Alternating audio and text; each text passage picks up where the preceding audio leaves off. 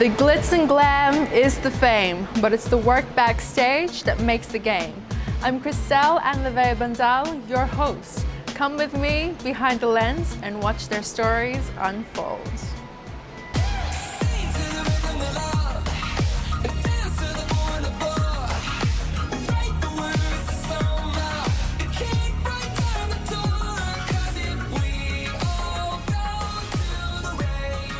From Singapore, his love for the art of hair has brought him multiple awards that signifies his hard work, talent, and dedication. He's a full-time avant-garde hairstylist, a fashion that focuses on futuristic imagination and creativity. He also advocates education as the key to success. He hopes to share his knowledge and skills to the new generation of avant-garde hairstylists and hopes to assist in their successes as well. Everyone, please welcome AhKim Tan. Hi everybody, my name is AhKim Tan and I come from Singapore, and I thank Krista for today. Thank you so much for having us and giving us your time. So we'd like to know more about you and your work. Could you share a little bit about your background? Sure. As I say, I'm from Singapore, and ever since when I was young, I was fascinated with hair. So when I was young, I always passed by the hairdresser shop. I would stand outside the shop and see how they work. And this is how I start hairdressing. You started hairdressing, getting inspiration from the people around you. My inspirations is people around me. It can be anywhere. It can be in a second-hand shop, $2 shop, walking down the street looking at other people's hair, and this I get the inspiration. Yeah, that's beautiful. For the people who don't know what hair intercoiffure is, could you please explain what that is? Intercoiffure National is actually started in Germany I think in 1935, and later on it moved to France, and since then the headquarters in France. Intercoiffure, they have all the branches, association in most part of the world. That's beautiful. So where did you hear about hair intercoiffure? Did you hear of them as a child, or did someone tell you about it? No. When I become a hairdresser, I know where is intercoiffure comes from. But because intercoiffure is a very prestigious association, and I can say it's very snobbish too, and it's not easy to join them as a member. How did you end up joining? I have been trying for many years. When I first come to Australia, I want to join them, but they don't want to know me. It takes me 25 years later to approach them again, and this time they want to know me. But before they take me as a member, they want to know who are the people I know so they can check on me. Do you think that your connection to other people helped you join the association? Maybe in the way it does. They know who I am, the work that I do. I think in the way they help me. Yeah. That helped you. I mean, probably they say good words about me. Yeah. So going back to your work, if you could describe your style in 3 words, how would you say? My style in 3 words, in my work. Yes. You have to love what you are doing, and you must have a passion, and you must be patient of what you want to do. That I think that are my key. Your key into creating your work. Yes. You need to have passion to have. Yeah, passions, yeah. And when you're creating something, where do you get the inspiration? Okay, there are a few ways I get my inspiration.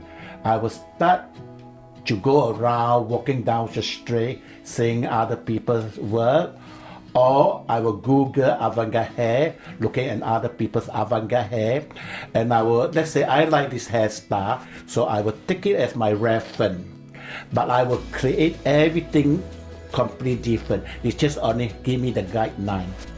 then I will complete my own star. Nice. So I've noticed that your work is very colorful. Do you always like your work to be colorful? I like colorful. I just love color. I just love because I found that color, it brings up the whole star instead of just only black or blonde, because color brings out the whole star. Yeah. How do you end up choosing which colors go together when you're creating a project? First of all, I have the discussion with my photographer, the concept, and then the model, how the model look like, and then I work on the color. Then I will start to look for the dress, the wardrobe, and the so on, and the concept. Yeah. Do you sketch your concepts first and then show the photographer? No. What I do is that I work in my mind, how do I want to do. Once when I know what I want to do, then I will start to look for the tool and so on. Then because I can't draw very well, so I will either explain to the photographer or just very simple sketch to tell them this is what I have in mind. So you don't know how to draw your creations? I don't know how to draw my picture, so just maybe just a rough sketch. just very raw, Yeah. and then to tell the color and then explain to the photographer, this is how I want to do, this is how I want to do. Wow, I never expected that. So everything is just kept in your mind. It's all in my mind. It's all in my mind. And then once when I know what I want to do, then I will start to look for the thing. And it's very quick because it's all in my mind. If I spend the whole day, I think I can finish within 1 or 2 days. Wow. That's so cool. But normally I don't work that way. Normally I just only work half an hour a day, 1 hour a day, 2 hours a day. If it's no rush, and then I can complete it easy. I had a deadline. Okay, by the end of this week, I have to finish. So I will work on my deadline. I might be, let's say this weekend I have to do it. So maybe the first 5 days I might be lazy. So I will finish in 2 days. Yeah. This is how I do my work. I have to finish by my deadline. Yeah, so time management is a big thing. Management is very important. Yeah, okay. So do you also have inspiration boards that you collect? Do you have pictures that you collect and keep it, or is it really all just retained in your mind what you want to create? No, I don't create an inspiration board. As I say, I create in my mind. Everything is in your mind. Everything is in my mind because I can't draw. It's in my mind, and then this is how I do my work. Then I will start to look for the thing that I need to this thing to put it all together. That's amazing. You must have a really good memory then. It's every day. Every day my mind is working.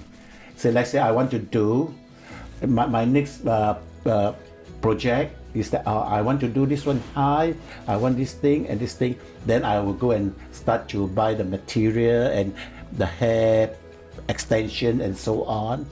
Then later on, I will just play around it. When I do it, I will play around this way, that way, that way.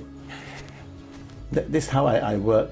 Yeah. And then after that, when the picture is taken, I normally like to keep one copy for myself in a photograph, for souvenir, Oh, that's nice.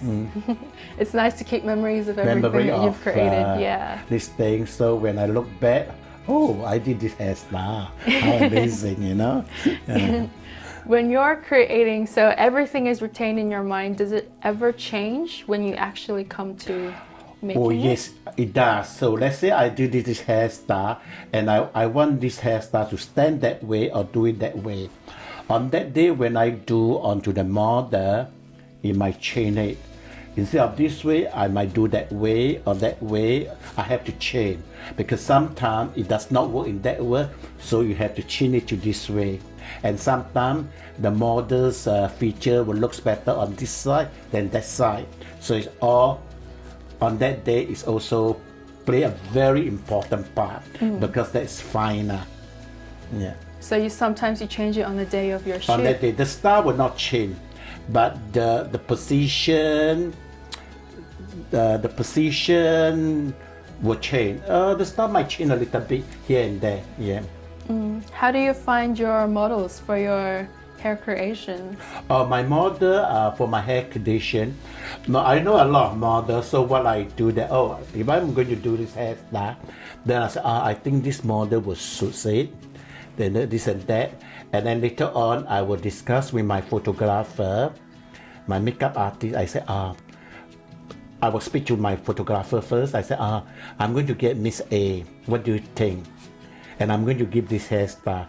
Then I will get his feedback from me. And when he say okay, then we will talk to the makeup artist that we want this look, that look. This is how I work. Yeah. So just going back to your childhood, you said that you got your inspiration from the hairdressers around you. And my neighborhood hairdresser. Did you ever assist anyone that was also doing competing? No. I start off as a commercial hairdresser in the hair salon. I cut hair, I color hair, I do this and that. To tell the truth, I found it very boring. It's very, very boring. And then later on, I always like avant-garde, so I have to self-train. Because avant-garde, you can't learn. You can't learn. So I have to self-training myself. I remember when I first started, training myself, sometimes the hairstyle that I see and I wanted to do, it takes me months to able to complete. Yeah. To have to complete, because I must admit that I don't have enough skill then. Don't understand that. But later on, I found it more and more easy. And nowadays, when I look at other hairdressers work in Google or whatever, I look, you know how to do it. I know how to do it. Yeah. I remember I saw one hairstyle done by Tony and Guy, and I really liked to do it, but I don't know how to do it. I really want to do it. It takes me so many years, more than 20 years to make the hairstyle. Wow. Because I cannot figure out how he do it. As I say, my skill is not enough. My knowledge of hairdressing is not enough. But now, when I look at this, it's easy. So that must have taken a lot of patience. A lot of trial patience. and error. You have to study. You see, when you look at style of other people work, you have to study how do they work. You have to see how they work, and then you figure how they work. Then it's all in your mind, and you do your own way. You do the way that you found that you are more comfortable with. This is how I do it. How did you fall into liking avant-garde? As I say, avant-garde is big, it's bold, it's beautiful, and it's so fascinating. You can do so many ways. And avant-garde, when you do avant-garde, the picture is taken, it looks so beautiful, and it's there. If you do wash and blow, how beautiful you blow dry the hair. In picture, in photograph, it's nothing much. This is how I think avant-garde. Because avant-garde, you can say, in years to come, the star is still there, you see. So you're able to use more of your imagination. Yes. And creativity to Yes. create your work. That's beautiful. Do you know anyone else in avant-garde that inspired you? Did you have like a hairdresser who helped you out when you were practicing? Avant-garde, I do it, as I say, I learn by myself, Just yourself. self-trained. But there are quite a few of avant-garde hairdressers in Australia. Not too much, quite a few of avant-garde in Australia. Avant-garde is the hairstyle that you must have the patience and you must love it, because there's no money. No girl will wear avant-garde to a party. No girl will wear avant-garde to walk down the street. It's all mostly for show, hair show, for photo shoot. But as a hairdresser, I think it's important. You need to know how to do avant-garde hairstyle. There are so many very brilliant avant-garde hairdresser in the world. It's amazing their work. So when you were learning, were you also still a part-time hairdresser when you were still learning avant-garde? I was a full-time hairdresser. When I'm doing avant-garde, I only do it in the night. I try it out in the night. And then later on, I give up my what we call my commercial hairdresser job. I go full-time with the avant-garde because I like avant-garde and I think hairdressing is an art. I think hairdressing as an art, as a career, but not as a hairdressing as a job, you see. So I found that being a hairdresser, you need to know what you are doing. You must love it.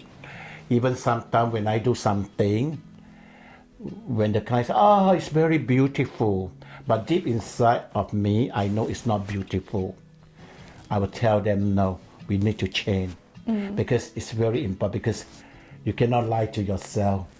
You know, you can lie to the client, but you cannot lie to yourself. So as a responsible, as an artist, I need to do my best, even if I have to spend a lot of time, you know. That takes a lot of patience and A hard lot work of to get patience, to your, a lot of patience. to your final vision. And you need to, because avant-garde is also, you need to let the model know that this is going to take that long, you know. So that, don't let them feel that they have been sitting all day, and it's very tiring for the model to sit there, you know. When you were doing avant-garde, was that in Singapore as well? No, I do avant-garde in Australia, but now I have clients in Singapore who wants to do avant-garde. So I go to Singapore to do the avant-garde hairdressing. So you started avant-garde here in I Australia? learned it all here. Oh wow, that's amazing. Are there any other countries you've been to as a full-time avant-garde hairstylist? Yes, I have been invited to Switzerland, to South Africa, to do a workshop on avant-garde and present a show there. And besides these two countries, I have also been to other countries like Japan, Korea, Thailand, to do the hair show, India, Sri Lanka, you know, to present the show, you know, and to do the workshop. You've been to many countries all over the world. I love it. I just love traveling. Yeah. And I love my work. I just love my work. Yeah. Do you find that when you go to a different country, your artwork, does it change according to the country? No. It's universal. What you do here is what they do there too. But you have to keep the latest trend.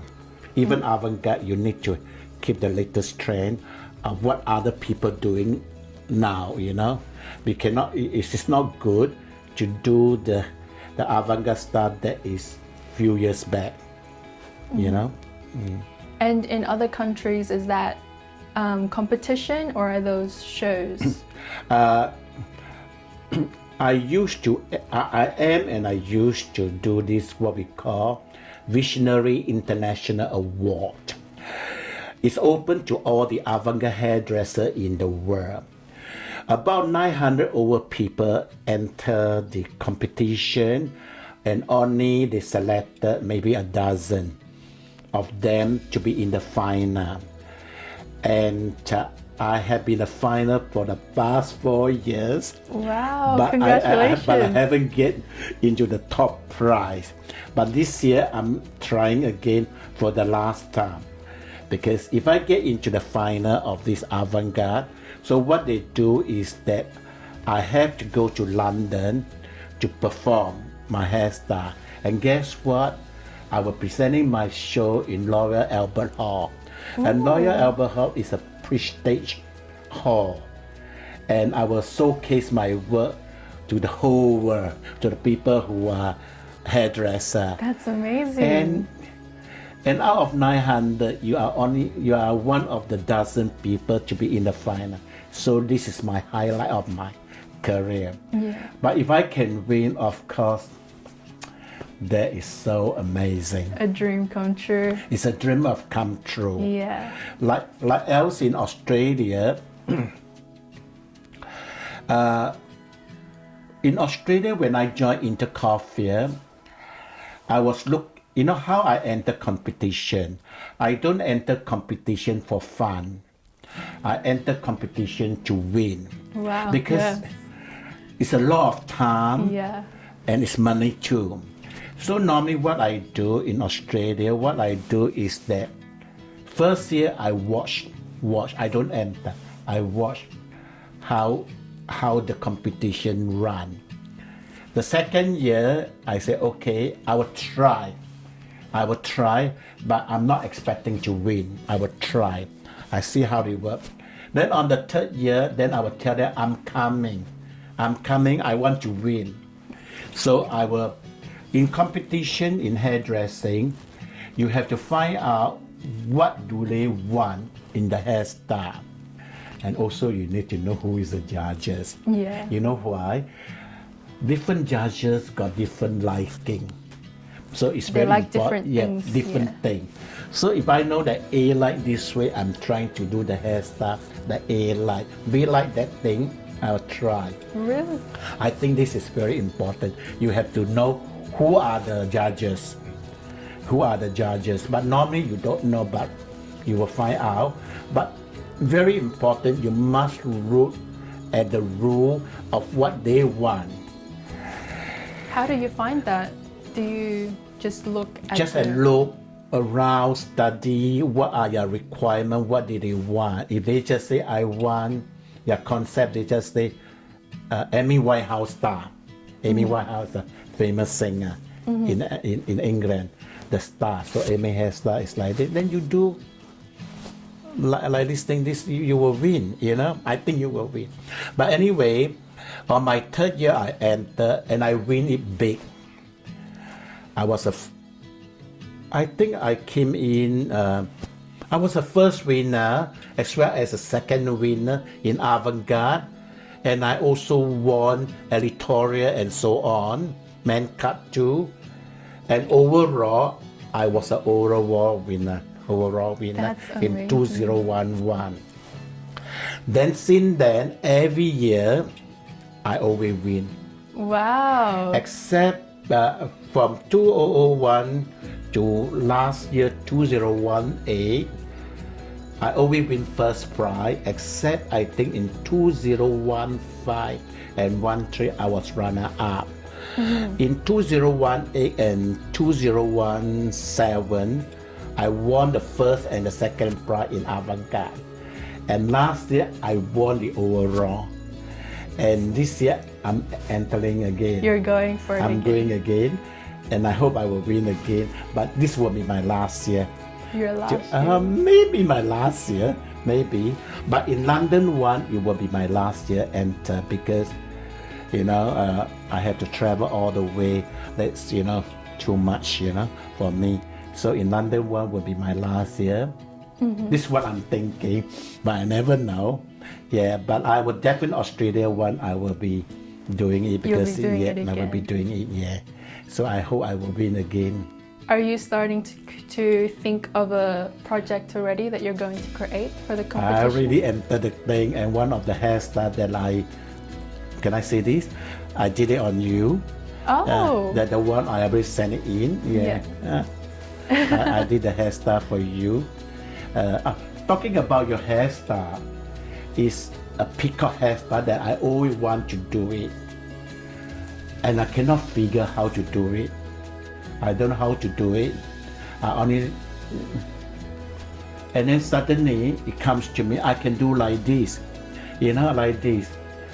But I think I want to redo that again, to do it a bit different, you know, only the peacock style. Yeah. Do you ever look at an old work and say you want to create something different from that? Something similar, but you're making it new? Yes, I do. Sometimes the hairstyle that I like, I want to redo it again, but differently. The base are the same, but differently. Is it because your skills are different? or No, you I just don't want to do two of the same style, but I will use that as a guideline to create a new style.